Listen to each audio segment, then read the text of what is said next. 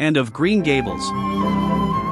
Chapter 21. A New Departure in Flavorings. "Dear me, there is nothing but meetings and partings in this world, as Mrs. Lynde says," remarked Anne plaintively, putting her slate and books down on the kitchen table on the last day of June and wiping her red eyes with a very damp handkerchief. "Wasn't it fortunate, Marilla, that I took an extra handkerchief to school today? I had a presentiment that it would be needed."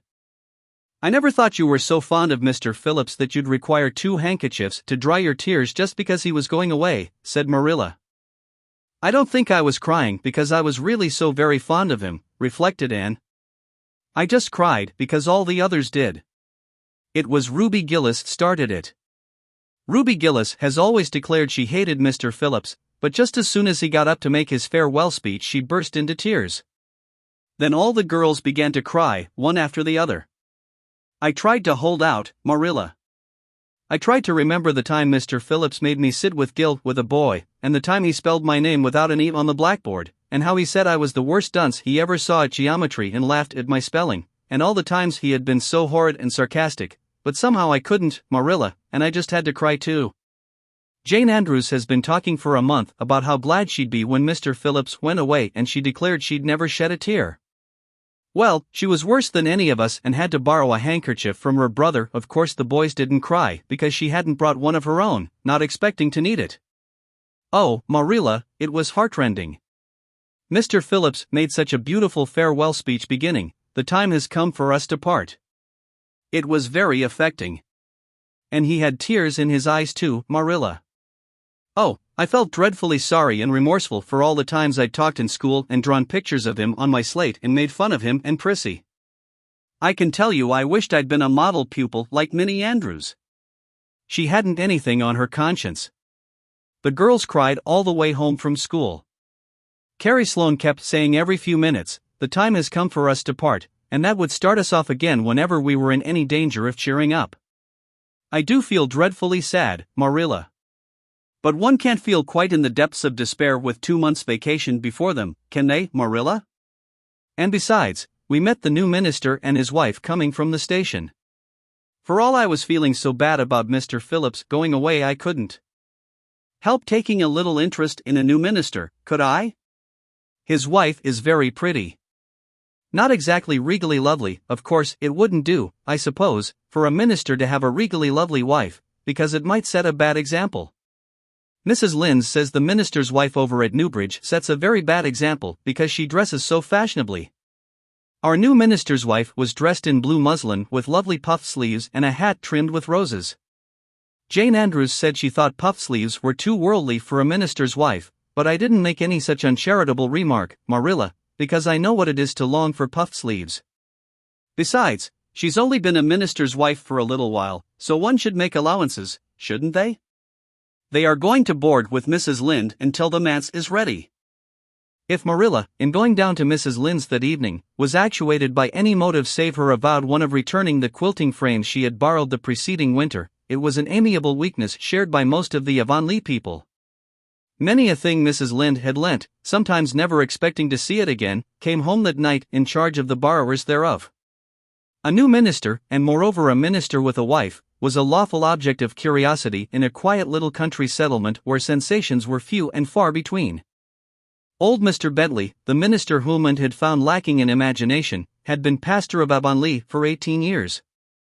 He was a widower when he came, and a widower he remained, despite the fact that gossip regularly married him to this, that, or the other one, every year of his sojourn.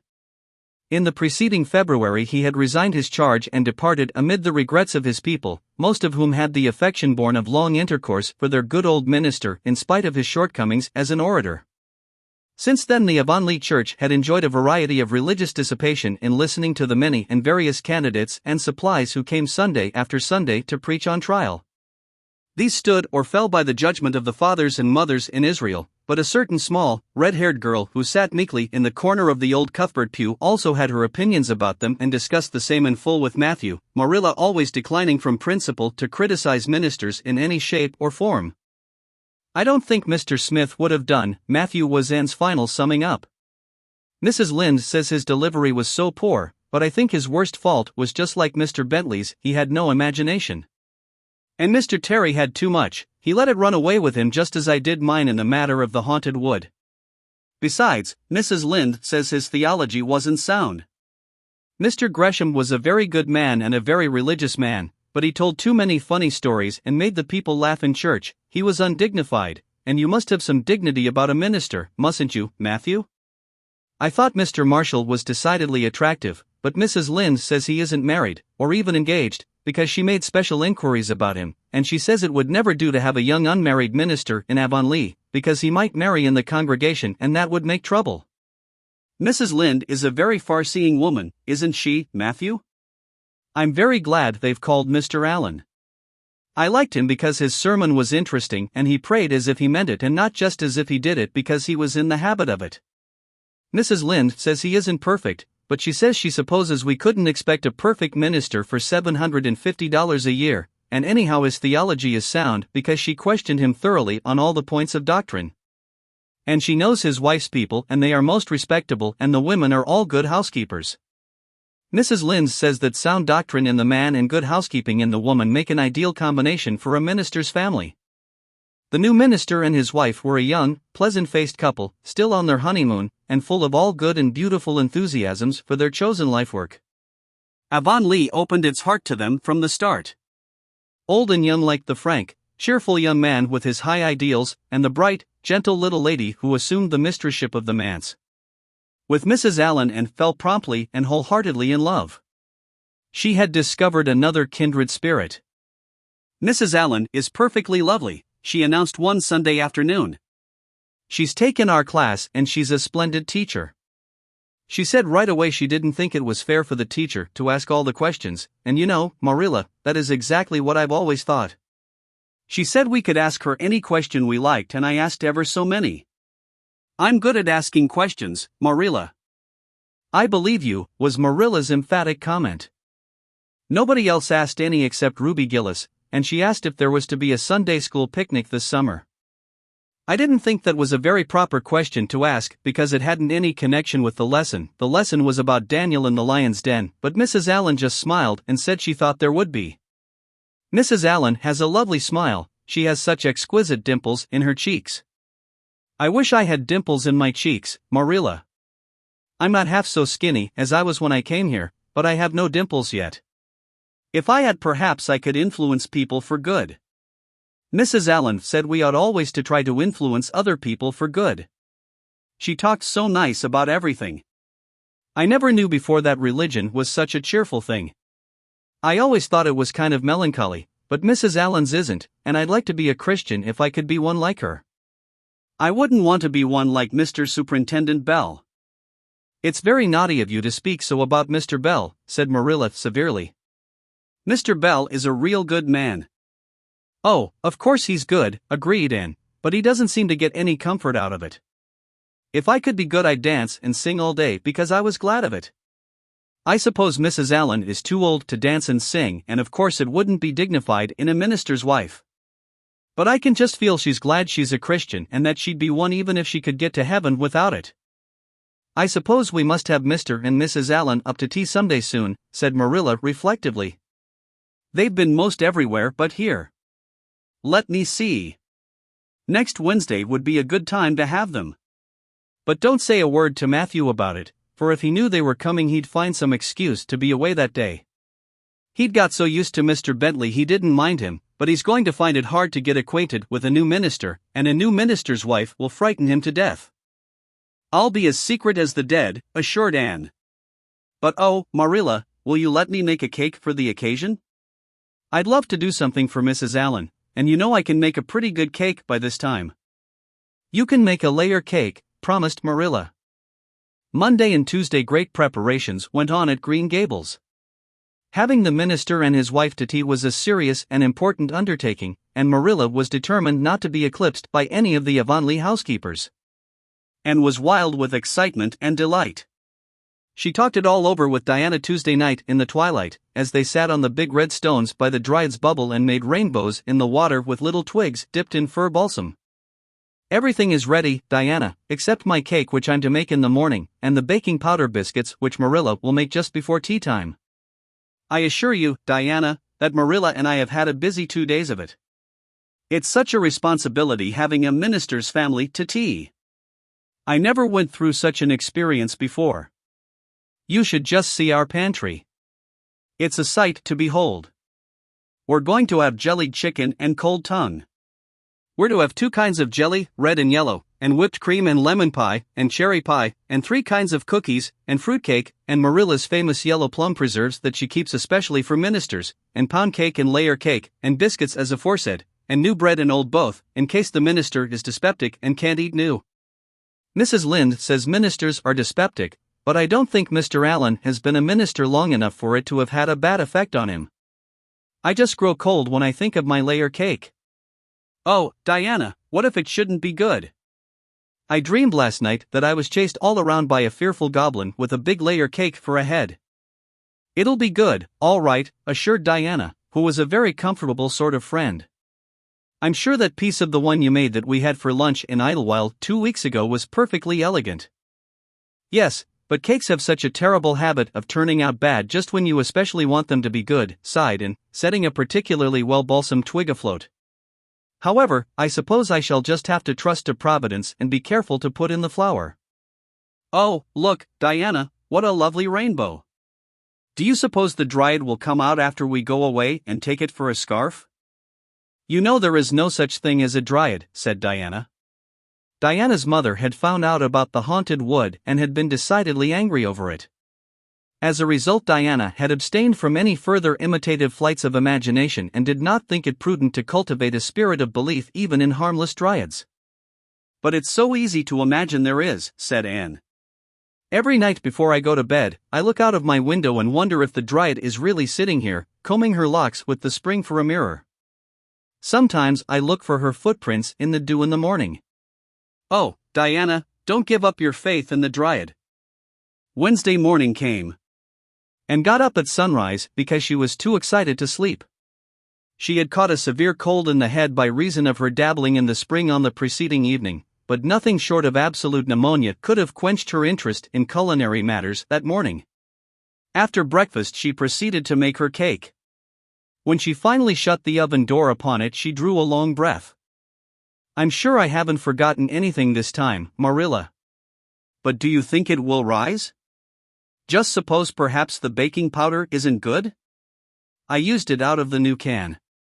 And Mrs. Lynde says you can never be sure of getting good baking powder nowadays when everything is so adulterated.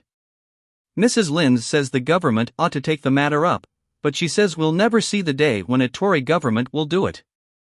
Marilla, what if that cake doesn't rise? We'll have plenty without it, was Marilla's unimpassioned way of looking at the subject. The cake did rise, however, and came out of the oven as light and feathery as golden foam. And, flushed with delight, clapped it together with layers of ruby jelly and, in imagination, saw Mrs. Allen eating it and possibly asking for another piece. You'll be using the best tea set, of course, Marilla, she said. Can I fix the table with ferns and wild roses? I think that's all nonsense, sniffed Marilla. In my opinion, it's the eatables that matter and not flummery decorations. Mrs. Barry had her table decorated, said Anne, who was not entirely guiltless of the wisdom of the serpent, and the minister paid her an elegant compliment. He said it was a feast for the eye as well as the palate. Well, do as you like, said Marilla, who was quite determined not to be surpassed by Mrs. Barry or anybody else. Only mind you leave enough room for the dishes and the food. And laid herself out to decorate in a manner and after a fashion that should leave Mrs. Barry's nowhere. Having abundance of roses and ferns and a very artistic taste of her own, she made that tea table such a thing of beauty that when the minister and his wife sat down to it they exclaimed in chorus over its loveliness.